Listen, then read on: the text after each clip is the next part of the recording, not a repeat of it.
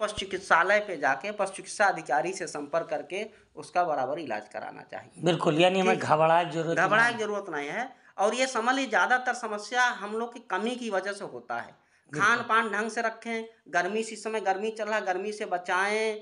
उसके बाद उसको सुबह शाम का देखें, देखना बहुत जरूरी, क्योंकि गर्मी के लक्षण कोई किसान भाई देखता नहीं, अचानक चिल्लाता है वो पशु दिख जाता है, तो सुबह शाम देखना बहुत जरूरी है। तो एक बात और आपसे जानना चाहिए थी कि जैसे ये ऐसा ही अपने पंच भैया का ध्यान दिए की जरूरत है कि जो मन सोचत ना कि बछवा खूब छूटा है या बछवा वाली समस्या दिखाता है, जाता है बाड़ा में अपने आप गौशाला में, हर चीज पर ध्यान दी जाता है। तो जो नई पद्धति आई है जेकरे तहत हमें लागत है ना पंच भैया सुनो चाहत हुई है, और जो सुनता है वो ध्यान दे के सुनिए कि अब जो पैदा हुए थे ना बछिए पैदा हुई हैं 99%। आप क्या चाहिए? हाँ, एक तकनीक आई है, उसको बोला जाता है सेक्स सॉर्टेड सीमेन। जो वीर में दो तरह का जो है शुक्राणु होता है, क्रोमोजोम दो तरह के होते हैं, कह सकते हैं। हाँ, एक्स वाई क्रोमोजोम होते हैं। एक से मेल पैदा होगा, दूसरे से फीमेल। एक से बछड़ा पैदा होगा, एक से बछिया पैदा होगा। तो हमारे पास ऐसा तकनीक है कि उसमें जो मेल बछड़ा होता है उसको हम अलग कर देते हैं। फीमेल पैदा करने वाला सीमेन, उस एक ही सीमेन से जो फीमेल पैदा करने वाला गुड़ होता है उसको छांट लेते हैं।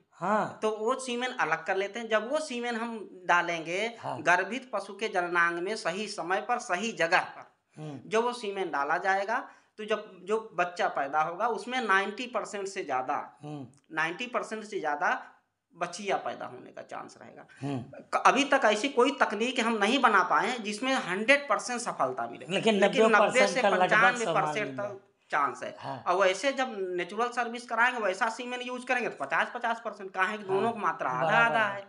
तो कम से कम 50% हम 90-95% पहुंच जा रहे हैं। ये बहुत ही अच्छी बात है।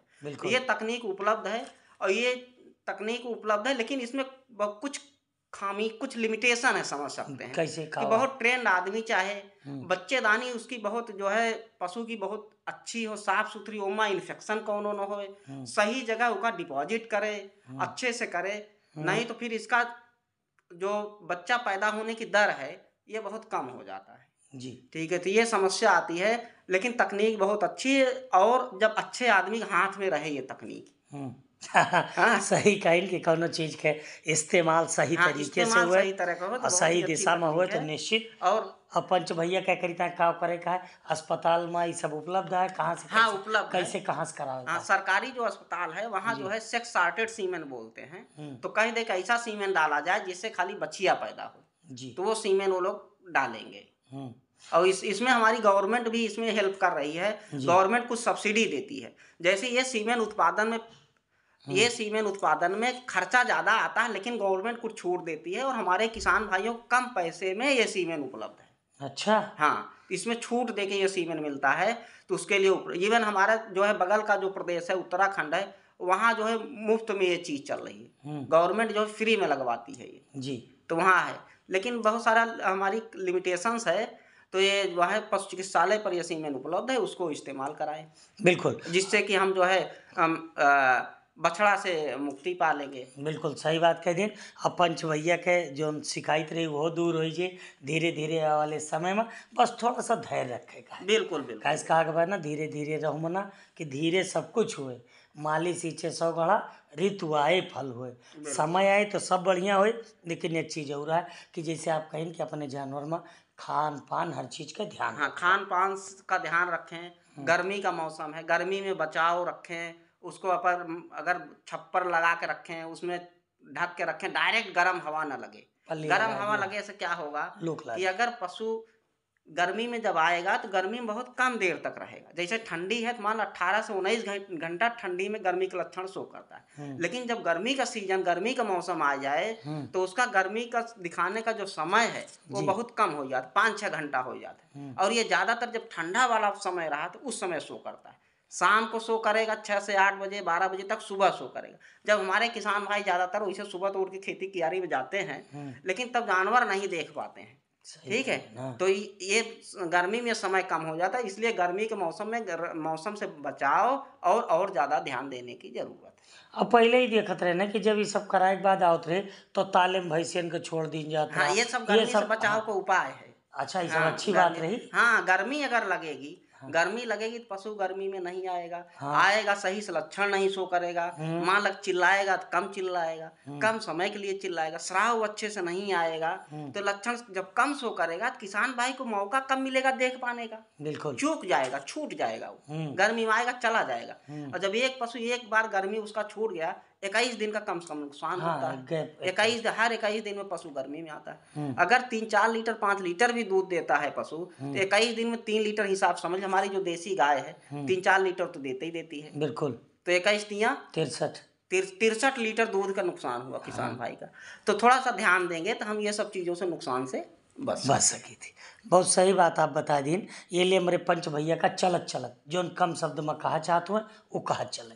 अच्छा, सबसे पहले पंच पंच भाइयों के लिए ये है जी। कि पशु जौने दिन गर्मी में आए, हम्म 2 रुपया का कापी ले लें, कई तारीख गर्मी में आए उसका नोट कर लें। हम्म और पशुओं को रोज 25 ग्राम मिनरल पाउडर खिलाएं, नमक खिलाएं, हम्म, और हरा चारा पर्याप्त मात्रा में दें, जी। भरपूर हरा चारा दें। हरे चारा में विटामिन होता है, उससे भी उसका ऋतु चक्र चलने में आसानी होती है। जी। अगर दुधारू पशु है तो हर 3 लीटर दूध पे एक 1 किलो उसको कंसंट्रेट दाना दें, 1 किलो। क्योंकि अगर शरीर में उसके तत्वों की कमी हो जाएगी तो दूध जो बनता है शरीर की ताकत निकाल के बनता है, बिल्कुल। तो क्या होगा कि फिर वो गर्मी में आना रुक जाएगा। क्योंकि दूध बनाना जरूरी है, दूध जानवर बच्चे के लिए बनाता है, सबसे पहले वो करेगा अपना, गर्मी में वो वाला जो प्रक्रिया चल रही है उसको रोक देता है, फिर तो दूध बनाने में एनर्जी चली जाएगी। तो इसलिए जितना दूध निकला उसी मात्रा में खिलाएं जिससे कि उसकी पूर्ति हो जाए। तो एक चीज बोलते हैं हम लोग, निगेटिव एनर्जी बैलेंस, निगेटिव में न चला जाए, घटाई में न चला जाए, उसकी पूर्ति होती है। जो दूध बन रहा है उतना खाएगा तब गर्मी में आएगा, नहीं तो उसी में निकल जाएगा। ये चीज ध्यान दें।